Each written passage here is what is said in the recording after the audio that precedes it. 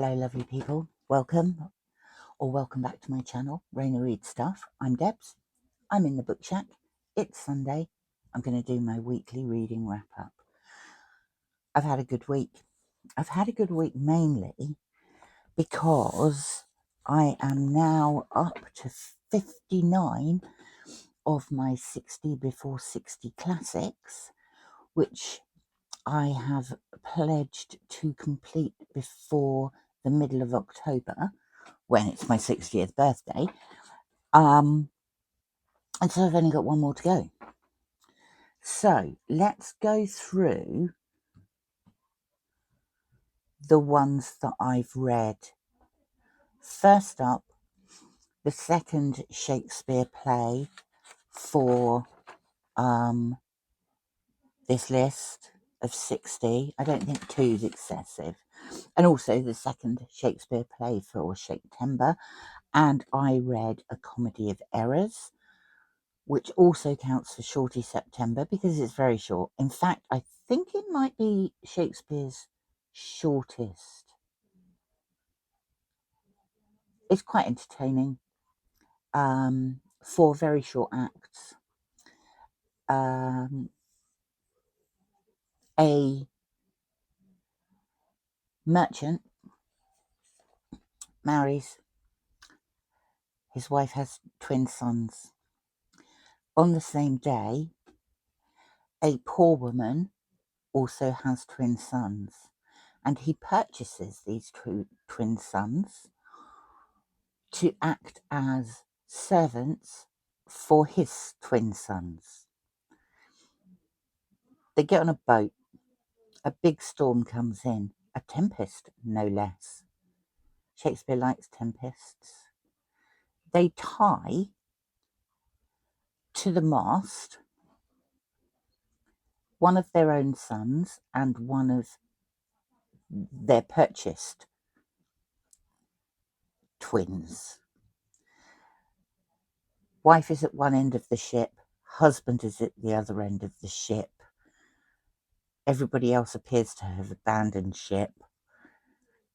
Ship breaks in two. Wife, one twin, and one purchased twin are rescued by one ship and taken to one place. Husband, other twin, other purchased twin are rescued by another ship, taken to another place, and they don't know where they've gone.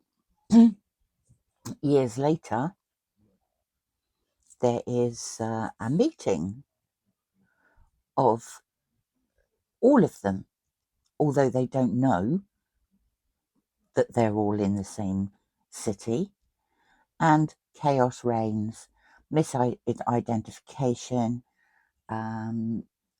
This is a farce, and personally, I don't think it's one of Shakespeare's best, but it's quite entertaining. It was a very quick read, and it goes down as number 57 on my list. Next up was a group read.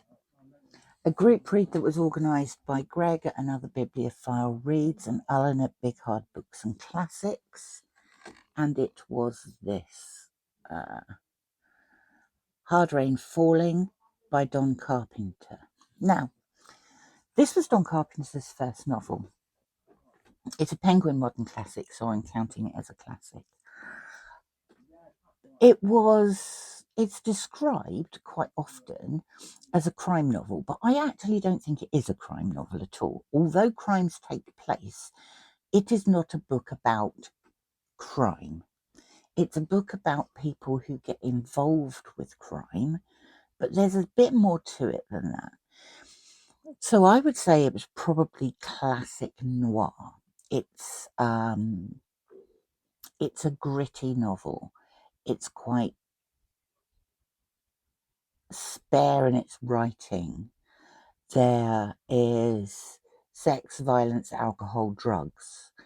But fundamentally, it is a book about a guy called Jack who is an orphan and has been brought up in an orphanage, and who hates something, but he doesn't know what. And he has no interest really in anything other than how he's going to get some money so he can last the next few days. When we meet him, he has run away from the orphanage. He is in Portland, and he has a friend called Denny, and they meet a young mixed race guy who has run away from home, and he's run away from Seattle, and he's a bit of a pool shark. This is divided into 3 books and an epilogue. 3 books and an epilogue, I think. And in the first book, you learn an awful lot about pool halls in Portland. The time period spans from the late 1940s for about 15 years, maybe 20. During this time, Jack in particular is trying to find his way. Denny joins the army and ends up in Vietnam, Korea.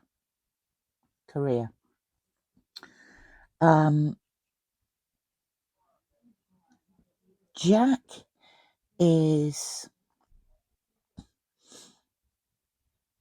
committed to an institution for a while. He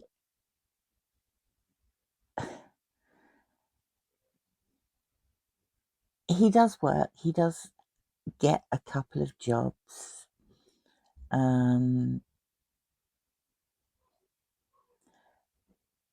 Billy goes off on a pool shark tour. He's talented. He's a talented player.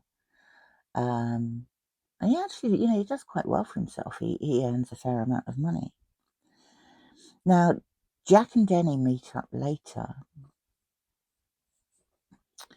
and Denny has a girlfriend called Sue, and she has a friend, and they all sort of get together. There's lots of drinking, lots of drugs, lots of sex.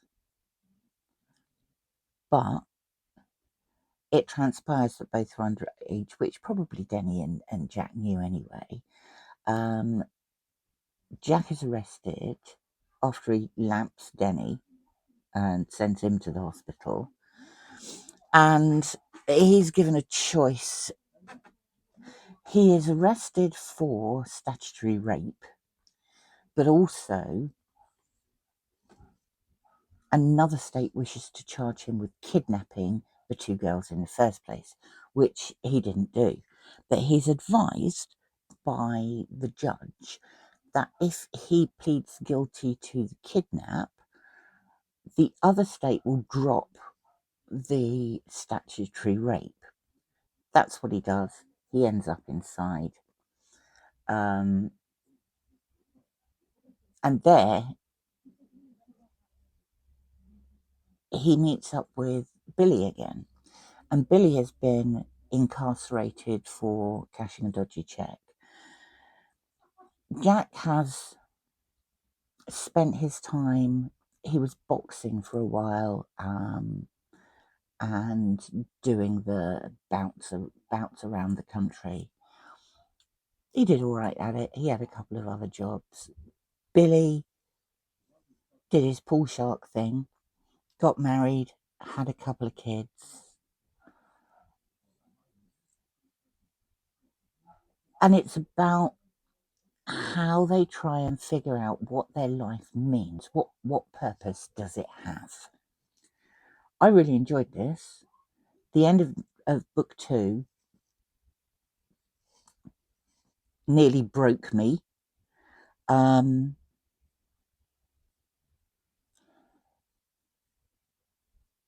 not sure what I expected at the end.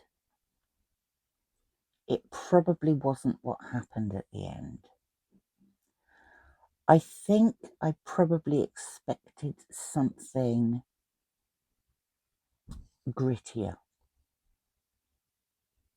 It wasn't a disappointment. It was,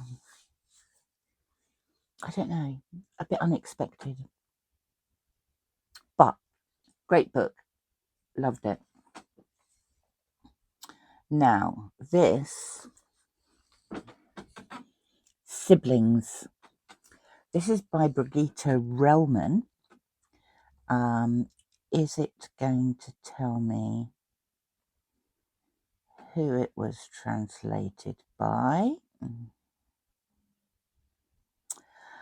It was translated by Lucy Jones. Now, this book was written in 1963, but the translation into English was much more recent. Brigitte Reimann, not Relman, Reimann, that's an I at the front, was among East Germany's most significant writers. She was a staunch socialist, but she never joined the party.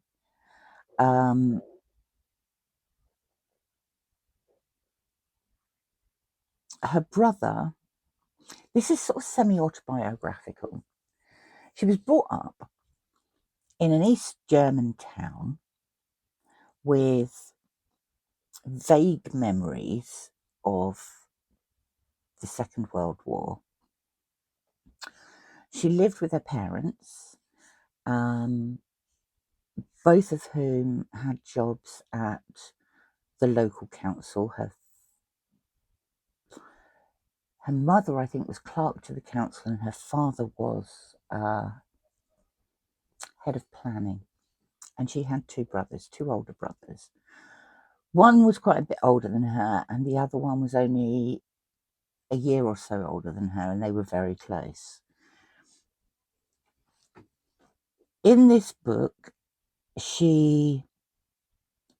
her older brother, Conrad, defects to the West. Her parents, again, are staunch socialists. And all of the siblings have been brought up the same way. This book starts with her remaining brother telling her that he's about to defect in a day and a half. And it starts off with her yelling at him and believing that he's going to throw something at her at the door. Her parents have gone off to work. They're in this flat on their own. And it's a very short novel, so it also counts for ShortySeptember. During the novel, she talks about their past, their family history, their relationship with each other, and they absolutely idolize each other. But he believes in communism and she believes in socialism. Their ideologies don't meet. And he isn't happy with what's happening in East Germany in the 60s. And he wants to get out so he can start a revolution, which he feels he can't do in East Germany. And this is how this novel is about how this fractured family have worked their way through the first few years, the first decade, 15 years of a divided Germany. It was really good. Her writing's good. She died very young. She died at 39. She was an artist as well. And in the book, our main character, Elizabeth, is an artist. And she is painting in industrial buildings. But I'd never heard of her before. I came across it by accident on, I think it was on BookBub a few months ago. But I love this. So that's the 3 books that have brought me to number 59 on my 60 before 60 classics list. And so 51 to 59 are T.S. Eliot's collected poetry, Cold Comfort Farm by Stella Gibbons, Love's Labour's Lost by Shakespeare, To Sir with Love by E.R. Braithwaite, The Wizard of Earthsea by Ursula Le Guin, Jane and Prudence by Barbara Pym, and then A Comedy of Errors, Hard Rain Falling, and Siblings. I don't know what I'm going to do for the last one, but as we're coming up to October, I haven't done my October TBR video yet, but it's likely to be Victorian. There are 2 other books I read this week. I got an early start on Occult Detective October because yesterday I went to a small supermarket. It had a small charity bookshelf, and I found this. Derek Landy, Skullduggery Pleasance. This is aimed at early teens, I think, late non-teens and early teens. Skullduggery Pleasant is a skeleton detective. He was killed by a magician who had killed his wife and son. He immediately came back from the dead as a skeleton, and he works as a detective. He has a friend. He has a friend called, what's his friend called? Gordon Edgley. And Gordon knows, although he's human and non-magic, he knows all about the occult world, and he knows all about skullduggery. And he writes children's books about a magical occult world, usually using people he's met. He dies. He has a big old pad that his writing has earned him, and he's very rich. And at the opening of the book, he dies. There is a reading of the will to which both his brothers and their wives are invited. Skullduggery is invited, and one of the brothers, the younger brother, is told to bring his daughter Stephanie, who is 12.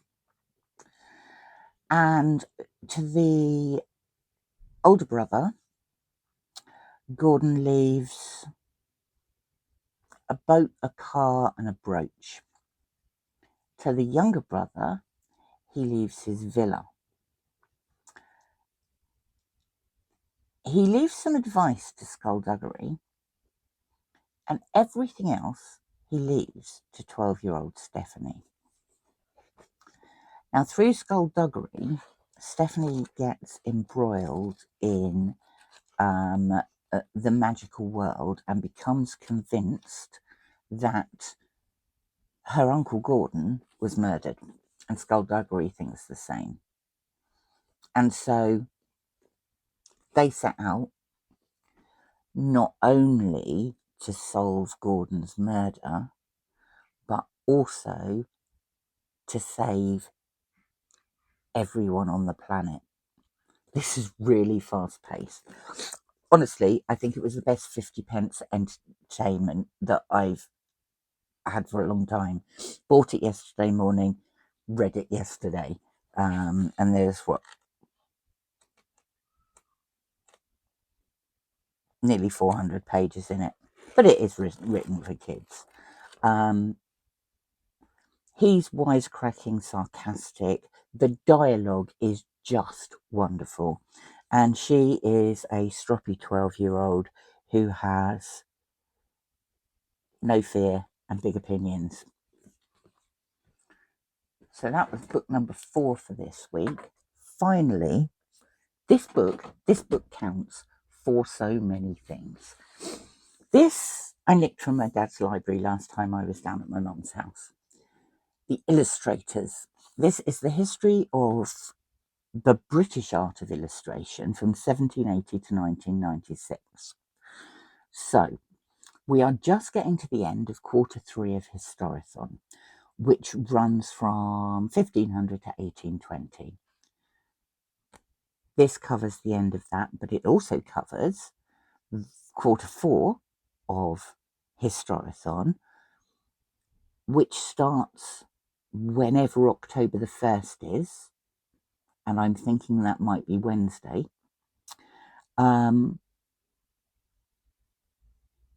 Because a lot of the illustrators dealt with in here are of that time period. Now, it also counts for Shaketember. I'm taking this one for Shaketember. The reason I'm taking it for Shaketember is because there is a lovely big chapter in here entitled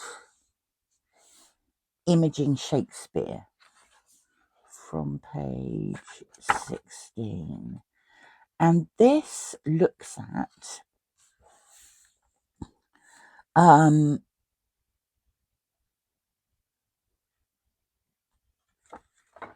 the way illustrators started to portray Shakespeare characters in the 1700s and onwards.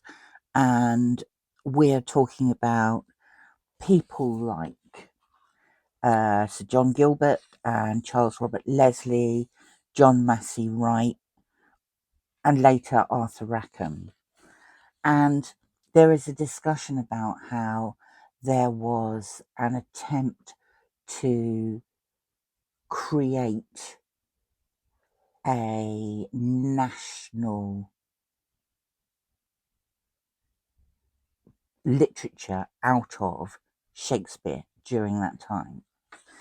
The other thing I'm going to count it for is an early Victober book, and that's because there are lots and lots of illustrators in here who were working during Victorian times, but also there's a discussion on how Punch, the magazine Punch, was launched in the Victorian era. I think it's about 1867, and who was illustrating for that. This book includes the most marvellous illustrations, but also there's biographies of many, many illustrators and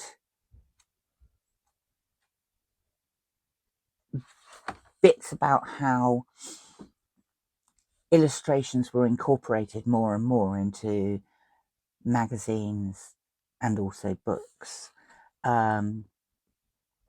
And then there's other bits and pieces as well in the biographies. I mean, I had no idea that Edward Lear was the second youngest of 21 children.